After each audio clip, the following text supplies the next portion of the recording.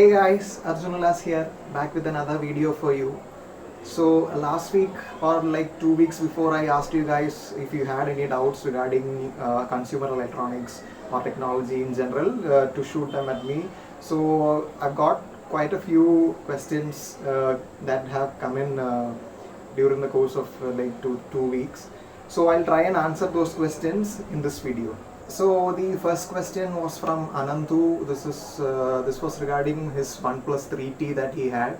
So he asked me if there are any like stable Android Pie or other ROMs that are available that he could try. So Anandu, actually when I searched around, there was actually 20 plus ROMs that were available for OnePlus 3T. You can check these out in the description below. I'll share the links to these ROMs. So being a OnePlus user myself, I have tried out some of these ROMs myself in the heydays. Like I was a OnePlus One user during like 2014 that time.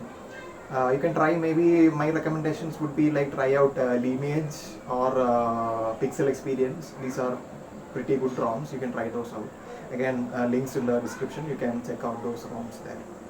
So the next question comes from Vishnu, I think. So he has asked me what is better, the Galaxy S20 Ultra or the iPhone 11 Pro Max. So I'll try and compare these two phones. I'm not going to talk about like tech specs and all these things that you'll get in like thousands of videos that are there in YouTube.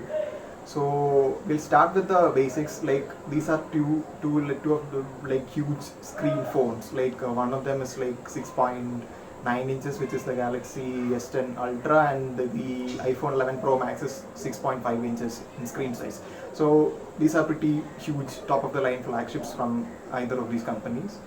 And talking about the S20 Ultra, it has a like a punch hole camera front, and the screen size is big, and it's like a virtually bezel-less screen. And one plus point, it has a 120 Hz refresh rate. It is not available if you choose the 2K resolution, but it's available on 1080p resolution, so that's a quirk there. But compared to 11 Pro Max, it only has a 60 Hz screen, so there is a huge difference there, and it is actually noticeable if you are using a higher refresh rate screen. So there is one difference there. And then maybe one more thing to add there is like maybe the 11 Pro Max, the next iteration, the iPhone 12, will have a higher refresh rate screen like the current gen iPad Pro maybe. So the major thing for these two phones obviously is the camera modules. The S20 Ultra obviously has a 100x space zoom, which I think is a gimmick. Mostly nobody's going to use 100x zoom. One highlighting other feature for the camera is the 8K video recording capability. Even then, that I don't think nobody would use that much, because it's a like you have gigantic files and you wouldn't actually get to play back 8K video anywhere. And so camera, I'll probably say it's like neck and neck, depends on what kind of user you are.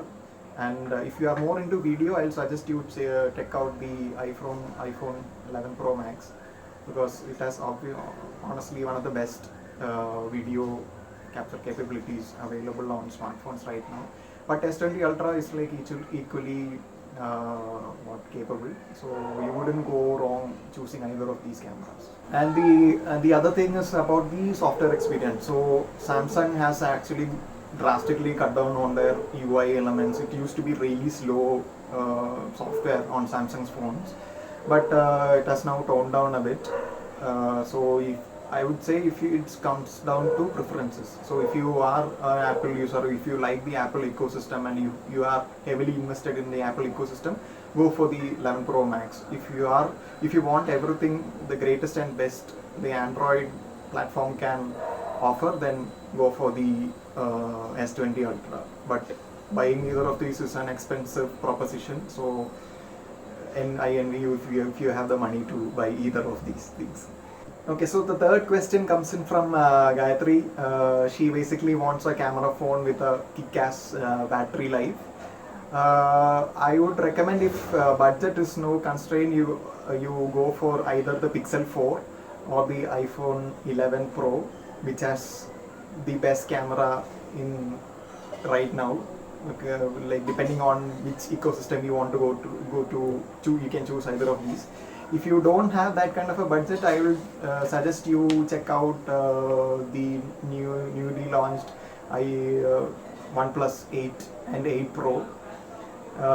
If you want a camera phone in a smaller budget, I will suggest you take a look at the iPhone SE2, which just recently launched. It's not here in India yet.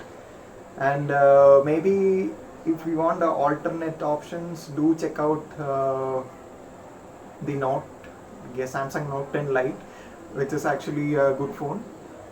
Maybe also wait for Pixel 4a, which is set to come out sometime this year. So yeah, that's it. Okay, the next question comes in from Kiran.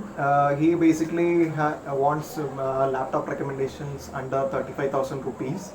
So Kiran, basically what I would suggest is like list down all the all of your needs. What do you intend the laptop? What you intend to do with the laptop? So it might be word processing, it might be gaming, it might be office work, and all those things.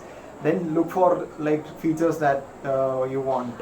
Like even if the laptops will have the same processor and stuff, manufacturers will add and remove features. So that's where the differentiation comes in. So what I'll suggest is like look for the latest gen processors if it's there in the budget. So in Intel it's the 10th gen that is available, 10th gen. And if you go for the AMD route, it's the 2nd gen.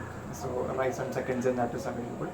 And if you can, try and squeeze in a discrete GPU as well. That will help you in performance. And once you finalized all this, then look at the budget. If you can add, if you can stretch it out a little bit more, or if you can like stretch it out by like 5,000 rupees, see what is available there also. Then finally, if you have, once you like nail down on the options, then look at like reviews and what other people are saying about the laptop. Look at YouTube for reviews of the specific laptops and stuff, and then finalize on one and then go and buy it. Quick tip, also check out what kind of a warranty support they have. Like stick to like good brands like Asus, HP, Dell and stuff, but check out their warranty, what kind of a warranty they have and stuff. So hope that answers your question. That's the end of the video. I hope all of you are staying home and staying safe during this whole pandemic. I'll see you guys in the next video.